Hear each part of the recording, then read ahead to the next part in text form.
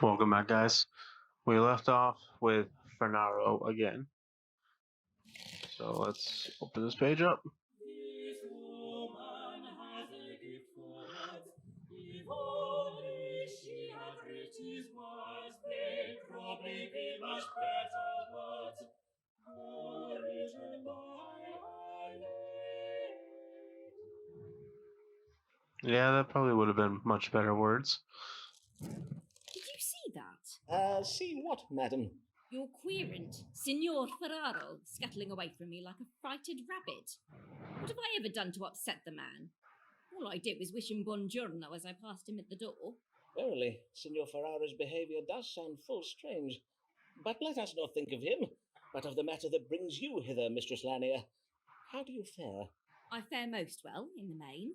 For you spoke true when you said my collaboration with Mr. S would be fruitful. 'Tis going exceeding well. Verily, perfect. Dr. Foreman, I would be right content with my lot at present if it were not for the trouble I am come about this day. Pray, tell me of this trouble, madam. I am being prowled. Oftentimes in the night I see him following me home. One time methinks I even caught him looking at me through my window. I would have you tell me who this prowling man might be. A prowler? Very worrisome. Can you describe this man to me?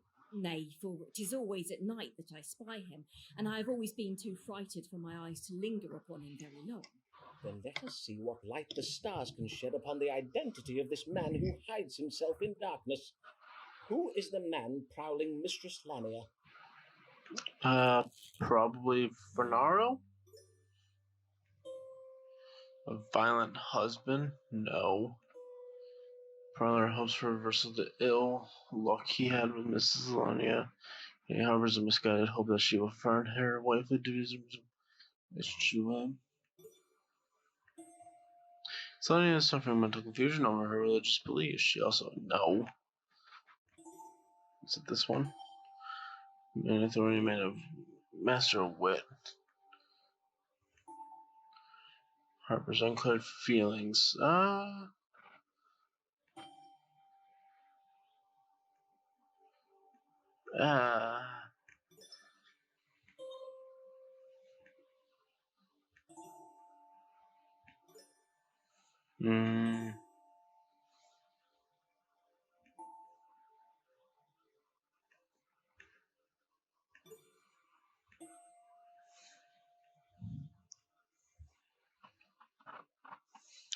Is it this one?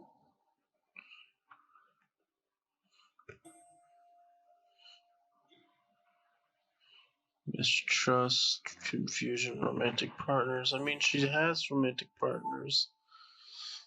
Emotions, and men authority.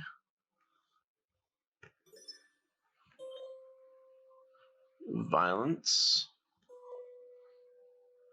Misguided optimism, returning sexual intimacies indicates a reversal in fortune.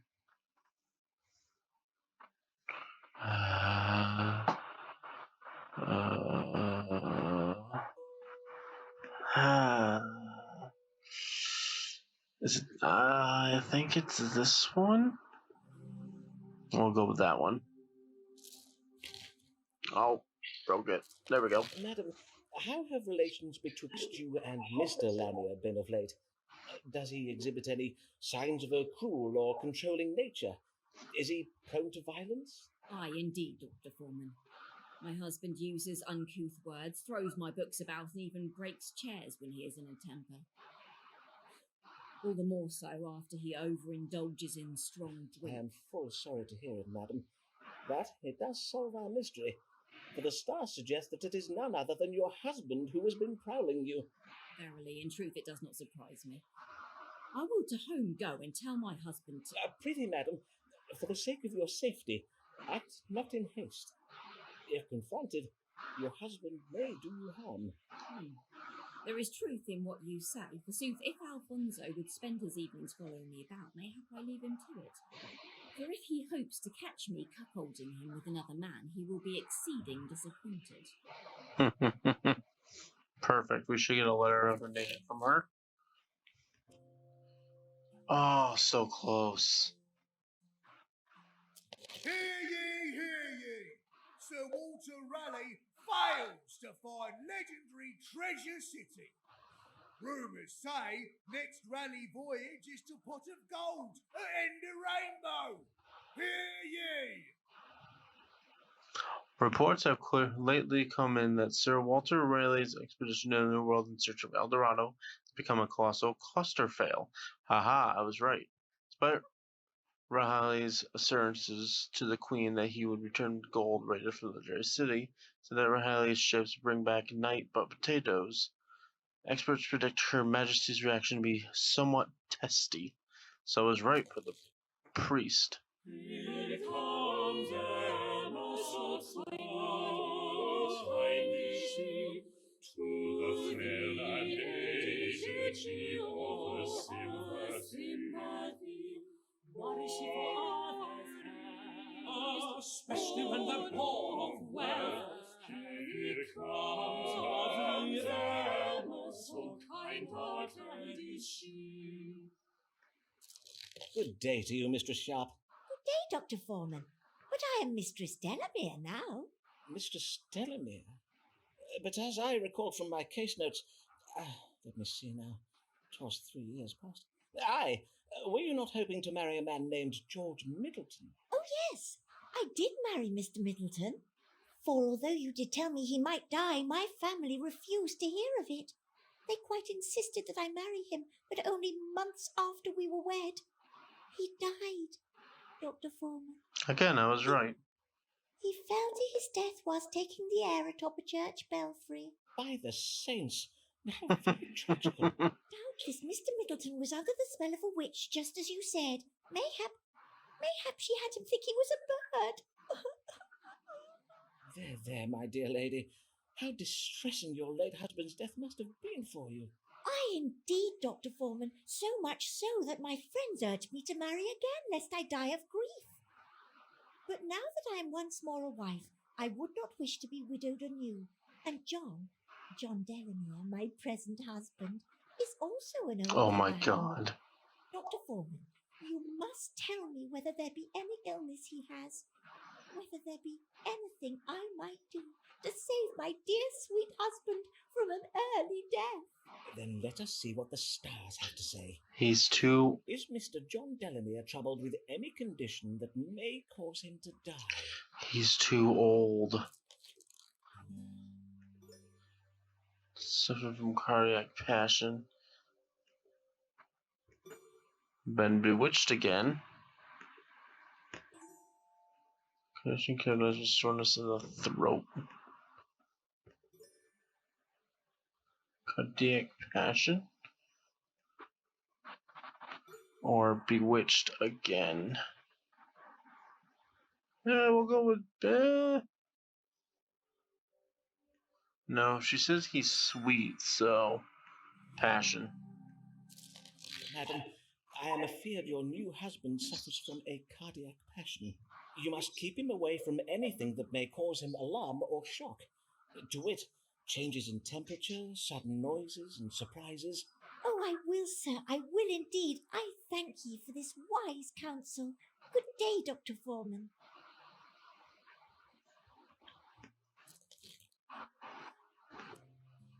Perfect. Seals a fine host, of which she will oft boast. She loves the and she loves the oh, how she does try, her bills go alive. And in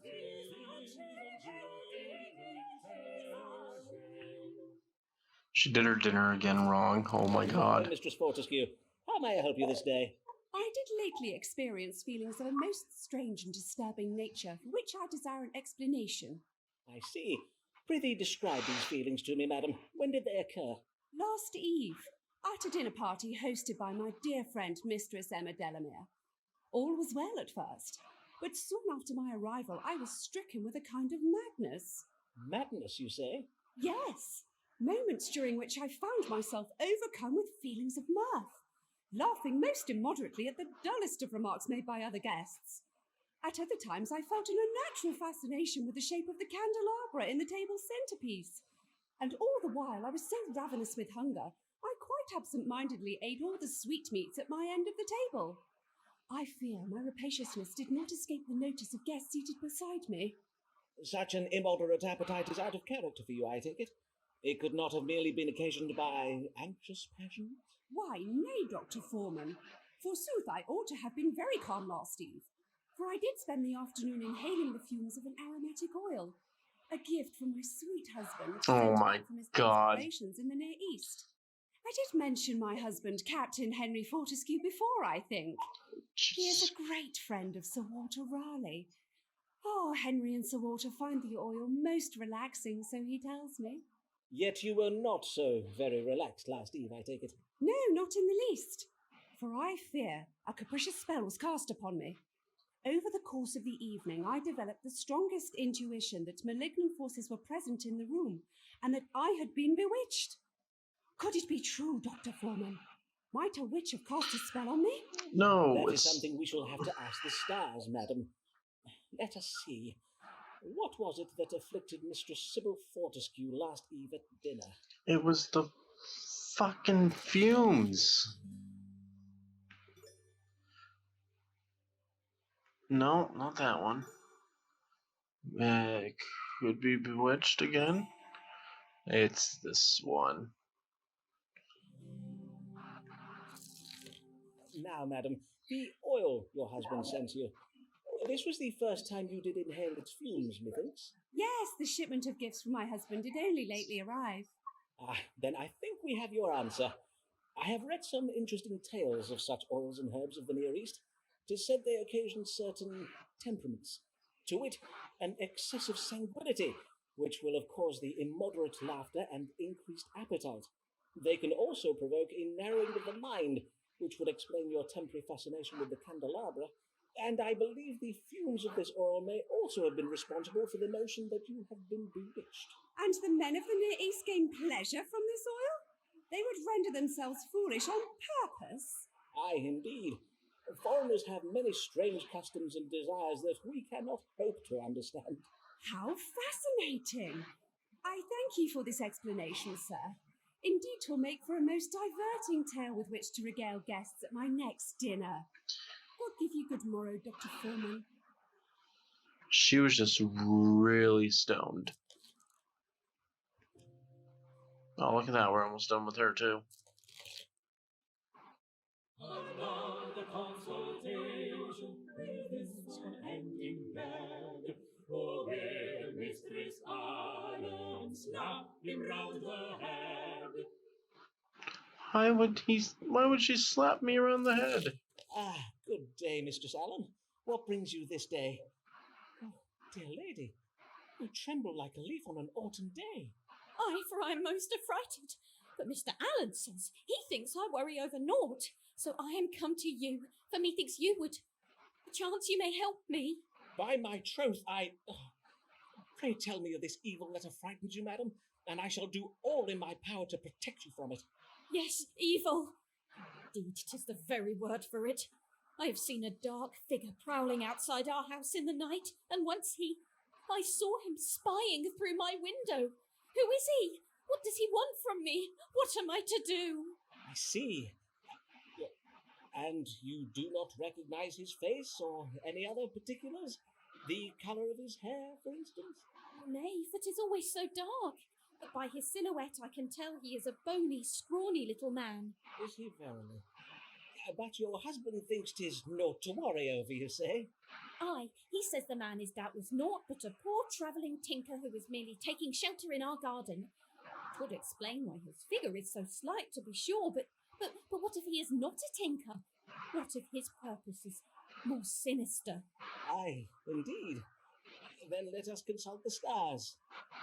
Who is the man prowling outside the Allen's house in the night, and what is his purpose? Is it us? Avis's mind should miss rein in her behavior.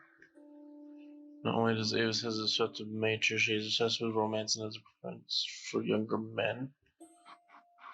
Avis risks being punished by God for her frequent comings and goings from her house. The relationship between Avis and I is changing. Prowler is a mature, intelligent man who is a secret enemy of the Allens. What?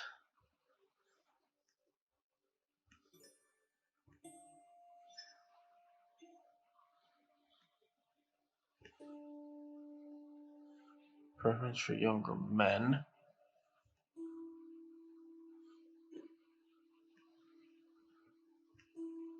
What is this? Constriction.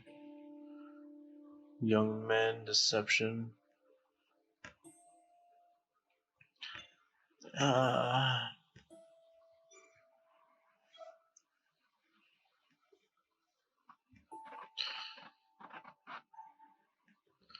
go with this one. The stars suggest the Prowler is a secret foe of your husband. Does Mr. Allen have any gambling debts, perchance? Old? Methinks I see it now. Ah, 'tis you! The Prowler, 'tis you! Me? How now, madam?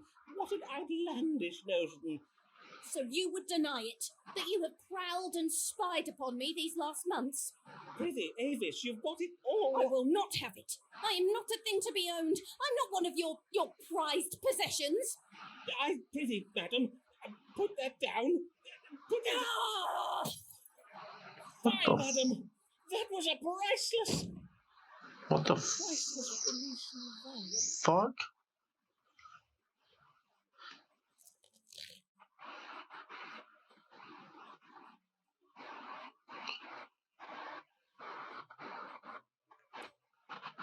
She already gave me my other recommendation.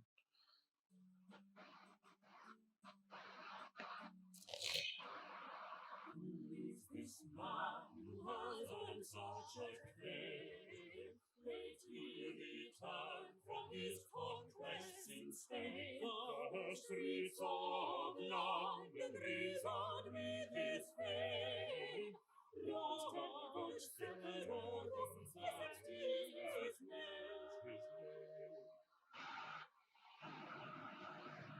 Well, Good day, sir. How may I? By Jupiter! Can it be true? Robert Devereux, the Earl of Essex, Lord of Her Majesty's Privy Council, the hero of the Battle of Cadiz. Prithee, calm yourself, Sarah. Pray, treat me just as you would any other query. Of course, as it pleases your lordship. But may I say, what a great privilege it is to... may I offer you a... You are the man who had some success treating the plague some years past, are you not? Oh, indeed, my lord. You are very well informed. My strong water did save many a Londoner from a most lamentable death. Then perchance you might have some cunning cure for me as well. For since I am returned to England, upon having resolved that small matter in Spain, I find myself afflicted with the most vexing ailment. Oh, but your most glorious capture of the Spanish city of Cadiz was no small matter, my lord. All England talks of nothing else. Why, pamphlets recounting your heroic exploits are sold on every street corner in London. Mayhap they are. I know nothing of them. My single-handed victory against the King of Spain was but a trifling affair, and the least I could do for my queen and a grateful nation. But I fear vast riches and the hearts of many a Spanish beauty were not the only things I did capture while I was there. Oh, what else did you capture in Spain, my lord? I fear I do not grasp your meaning. If you would kindly show me where upon your body you are... Ah, as you see, the Spanish disease I caught has me oozing a most disagreeable substance. Methinks I have a fair idea of the nature of your affliction, but I must confirm the judgment with a reading of the stars. Let us see, what disease troubles Robert Lord Devereux, the Earl of Essex?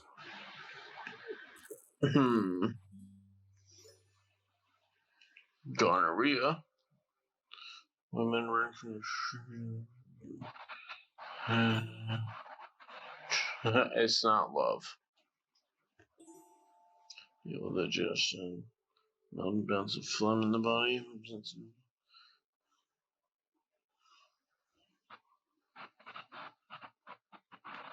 I'm gonna go with gonorrhea.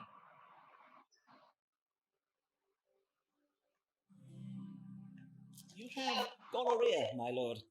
'Tis a condition provoked by an increase in intimate activities. Too much stumpy-humpy, eh? Well, 'tis true that since news of my victory got about, every wench from Southwark to Shoreditch wants a piece of my action, as it were. And how may this gonorrhea be cured? The most effective method is lead plate therapy. Usually this requires a man to lie in bed for many hours with a leaden plate positioned upon his privy parts, thus allowing the lead to impart its healing properties to the affected member. But, of course, men such as your lordship have no time to lie around in bed, which is why... Let me just fetch it from my cabinet. Which is why I invented this. And that is what? Some sort of wonder job, like the ones old men used to wear? Precisely so, my lord. 'Tis a codpiece that I had a blacksmith fashion out of lead. I invite your lordship to wear it under your breeches so that the lead may remain in contact with your privy member at all times. Indeed, until you are cured. How very droll this is. Verily, how old-fashioned. I will appear as hung as old King Henry Tudor. Mayhap I'll just wear it in my chambers. Good day, and please come again. If you need anything at all, I am at your service. I like him. Oh, wow. That was... Wow.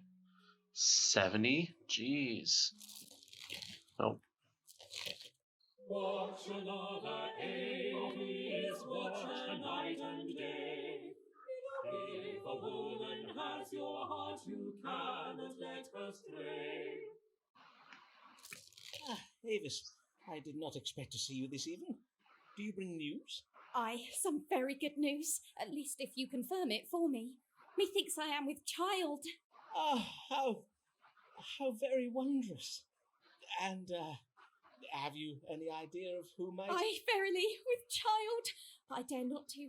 Forsooth, what if it be naught but false hope? Then let us my ask the God. stars without delay. Is Mistress Avis Allen verily with child? Dang it. Come on. There we go. Oh my god, so many. Evil angels are confusing Mr. Allen. Within a few months, it will become clear that she is not with child.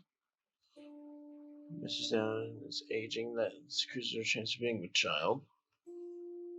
Family thinks she is lazy, untrustworthy, and creative when it comes to marital duties. She fails my speculation from. And what's this one? They will die if she will experience some sudden bad luck, a miscarriage. Father, Mrs. Allen's unborn child is a strong young man that she be involved with.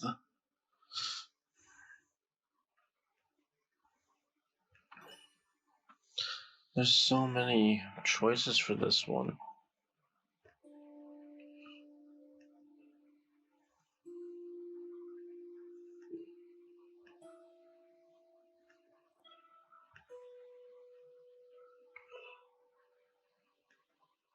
We'll go with B.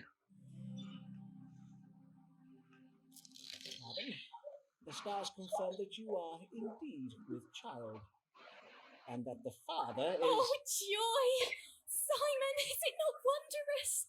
You and I are to be blessed. Hold. I am not finished. The stars also reveal the identity of the father. There is no need to read the stars for that, for surely 'tis obvious that you... Prithee, admit it. You have been coupling with my manservant, William. Why, you... I warrant the stars say nothing of the sort. See here, in my chart. 'Tis plain as day. In the house of children, alongside Venus, there is the planet Mars. Who else but William could that be? Such scribblings of yours, they mean nothing to me. For all I know, you make up those stories about planets and houses and such. Why, verily, perchance you might draw up a new chart, Simon. One that tells of how the planet Avis is no longer in the House of Foreman. You would mock me, madam? You would make a jest of my... Oh, I see. Leaving now, are you? Then you do so. You leave. I bid you good day. Well, that could have gone better.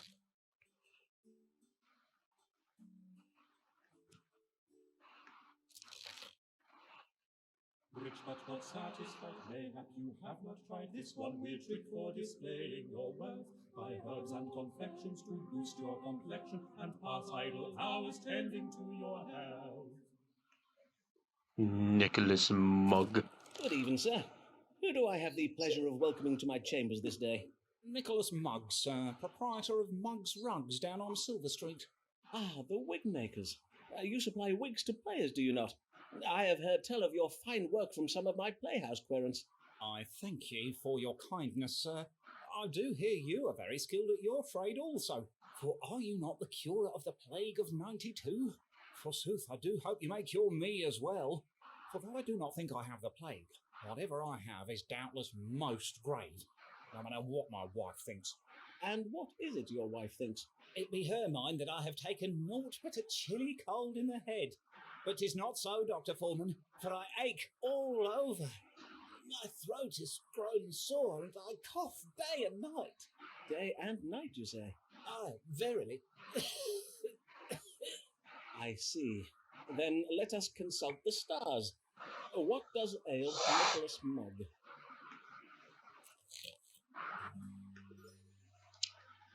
Hypochondria, possibly induced by witchcraft. No. Which includes a cough, short woundedness, a hoarse throat, and a pain throughout the body, cold in the head.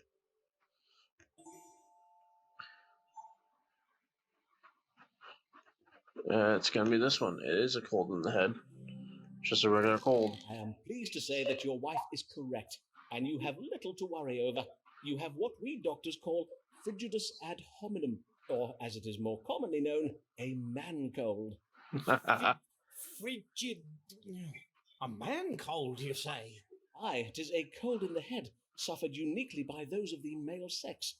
And although it be a minor affliction, the suffering can be very great. A minor affliction, you say? That cannot be right. I bid you check the stars again, sir. For see how ill I am. My throat grows so hoarse I can hardly speak. I think the trouble in your throat may be occasioned by overuse. Perhaps you might try discoursing less. Well, I think you ought to know that I will be seeking a second opinion. As you will, sir. Good day. Wow, that was right, though.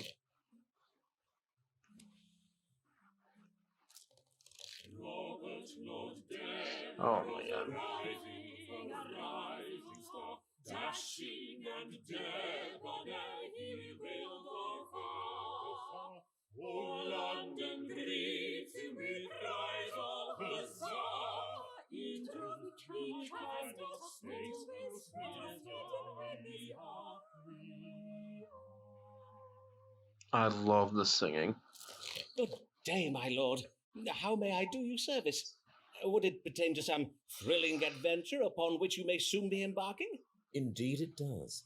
Sir Walter Raleigh and I did recently come across some intelligence concerning a fleet of Spanish ships that will soon be sailing home from the New World, bearing a goodly cargo of gold. Raleigh and I plan to borrow the royal fleet, which we will use to intercept the ships and seize the treasure. Huzzah! But, borrow the Royal Navy, you say? Aye, only temporarily, of course. The Queen will hardly know her ships are gone. Ooh. Indeed, when we return them to her bearing a handsome prize of Spanish gold, she will doubtless forgive our failure to file the correct paperwork and whatnot. You probably shouldn't. Doubtless. And how may I assist your lordship in this glorious endeavour? Well, in order to intercept the Spanish fleet, we must know which route it is planning to take. One possibility is that it returns to Spain having retrieved the gold from the New World's southern continent. The other possibility, and this is the one Sir Walter thinks most likely, is that the gold has already been transported by conquistadors from the southern continent up to Havana, and the ships are to fetch it from there. Then let us see whether the stars can tell us upon which route the treasure ships may be intercepted on their return to Spain from the New World. Will they be sailing from the southern continent or from the Spanish colony of Havana?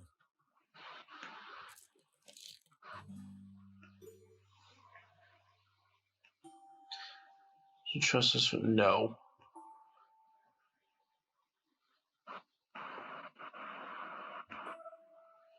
Infections? No. What about this one? The Spanish ships have been upon the globe by conquering and killing its owners.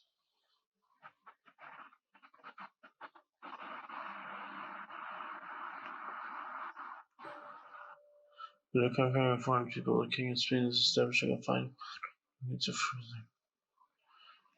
I'm gonna go with this one. Hopefully we're right. The Spanish treasure ships will take a direct route back from the southern continent, from whence the gold was, found. For it seems the treasure was, well, discovered by the fleet's own soldiers. Excellent, excellent. But where are we to intercept them? Pray, give me the precise day, latitude, and longitude. Certainly, my lord. But divining nautical coordinates is a somewhat lengthy and complex process. If your lordship would kindly return in an hour or so. Quickly, sir! I have not the time to bide here all day. Oh, God. Well then, let me see now. Taking into account the position of Jupiter, divide by 3, carry the 1. Yes. The Spanish treasure ships may be intercepted upon the 15th day of October at a latitude of 9 and 40 degrees north and 5 and 20 degrees west, or thereabouts. That said, however, I cannot promise you that... Excellent. Raleigh and I shall sail to this very spot. Huzzah! Huzzah! Godspeed, my lord.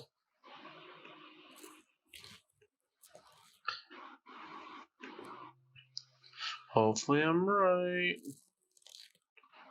So Avis? Nope. Went to school, and she's kind and never cruel. Do not take Alice for a fool. Alice Clark, she is no fool. Alright, let's see if she's no fool. Oh. Good evening to you, madam. How might I... Hi. Pray go tell your master, Mr. Foreman, that Mistress Alice Blarg is come to see him. Mistress Blarg. It is I, Dr. Simon Foreman, at your service. And what an honour it is to welcome the wife of the Dean of Rochester to my humble practice. To whom do I owe my thanks for having recommended you to my care? Well, I will not lie. You owe your thanks to nobody. For folk do tell me that you are not a real doctor, but a quack, who does conjure demons and dabbles most unlawfully in the dark arts. I do assure you, madam, that whatever you may have heard, I am Nay, do not quibble, sir. If I did seek the counsel of a doctor who has one of those fancy medical degrees, as a kind of high-bred know-it-all who does see fit to judge a woman and vex her most cruelly, I would have gone elsewhere. True. Truth be told, I have need of such a man as you, for I have been bewitched by a witch. How? I see. Yea, a loathsome spell has been cast upon me. It does cause me to awaken in the morning with a most terrible pain in my head, a pain so wretched it does have me chundering into my chamber pot. It's a hangover. Head and involuntary purging. And what leads you to believe your suffering is occasioned by witchcraft? The timing is most unnatural. My troubles do occur every Saturday morning without fail. I suspect the doings of our new neighbour, the widow MacDoon. As well as being Scottish, she does possess several cats. That's racist. You say? One or two of which I may have kicked, and now she has seen fit to take revenge upon me with her dark, foreign magic. Indeed. Scotland is well known for the powerful black witchcraft practiced by its womenfolk.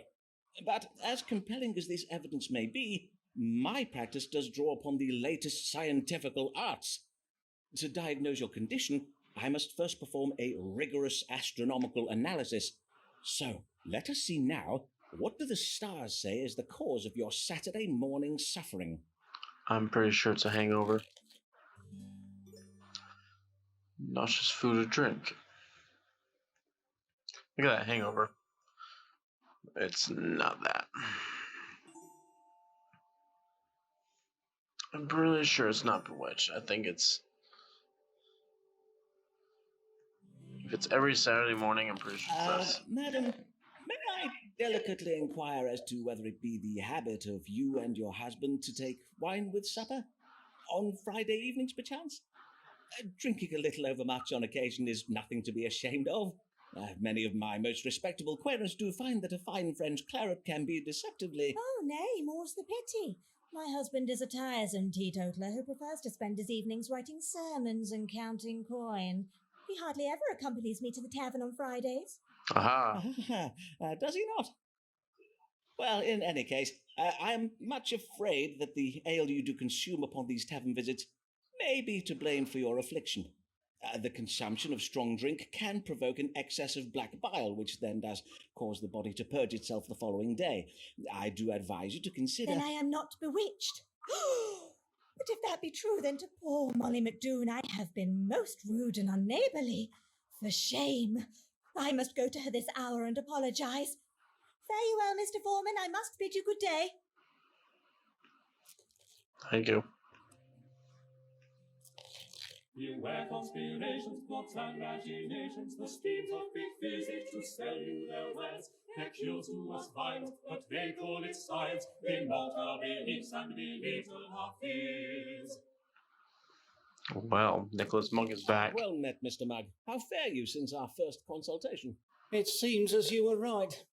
Though I was, in sooth, much troubled with the vile disease of, what did you say it was? Fudgipus and Honeyman, I did not die. Frigidus ad hominem. I am most glad to hear it, sir. Indeed, you do look well.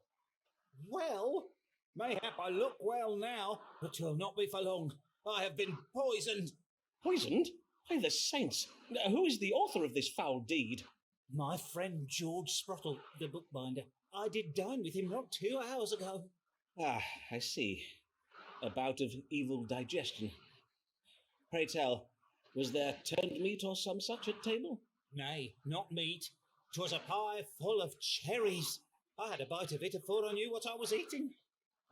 Cherries, you say? Aye, cherries. And this after I took particular care to give Mistress Sprottle a list of foods I must not eat. I added cherries to the list when I did hear that the Countess of Devonshire has declared against their noxious qualities. The Countess of Devonshire, you say? Noxious qualities, indeed. And... Let's batten them out. And know you what Mr. Sprottle did then, Dr. Foreman? Nay, but pray tell. He did laugh at me. He even called me a dinner-ralphing fusspot. Fie, I may soon be in the grave, thanks to George. Will he still be laughing then? Well, let us not speculate, shall we, Mr. Mugg? Now, let us see what the stars may tell us. What ails Nicholas Mugg? Sorry, there was a little bit of talking that was cut off. My video stopped recording, so we just picked up from where as soon as I paused it, and so I can get back recording. Cherry poisoning? Or, so pretty much he still thinks he's poisoned.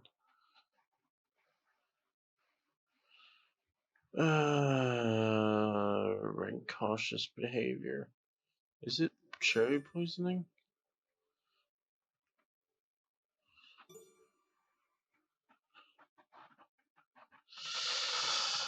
It's too...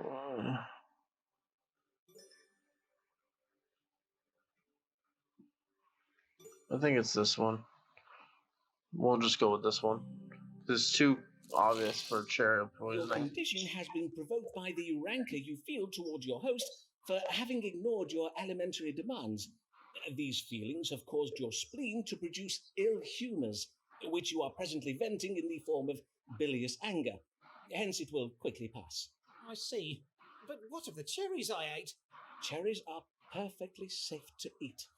Truly, Mr. Mugg, you must abandon these absurd and superstitious notions about the evils of particular fruits and vegetables. Oh, must I?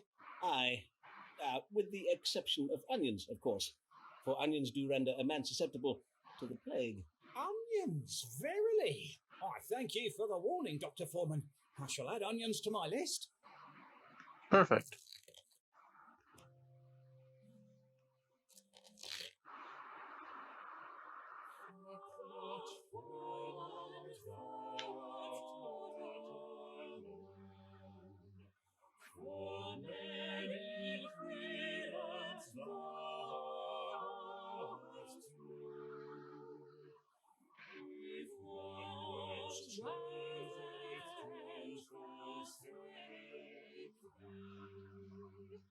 Find solace with another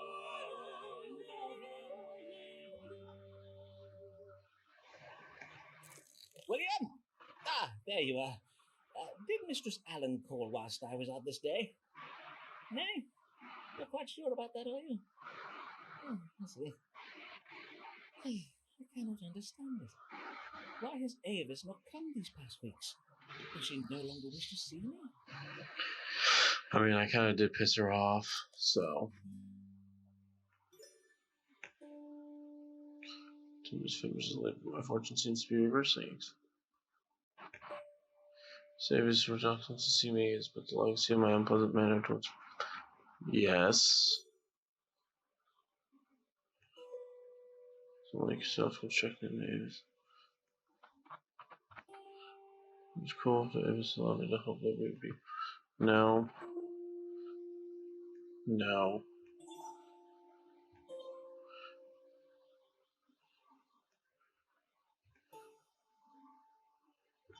And I'm gonna go with A.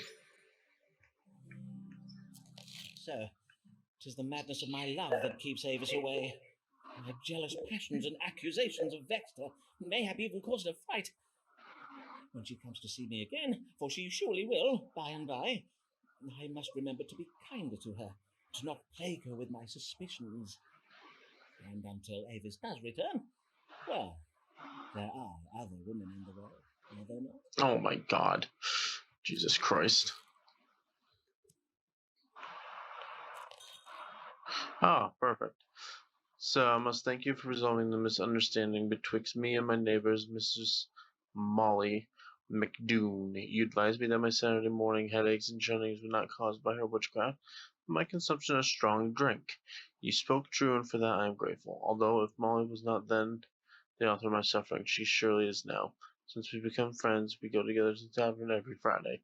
Your current Alice Blagg. Alright, we'll end this episode right here. Like, comment, and subscribe. Catch you guys in the next one. Later.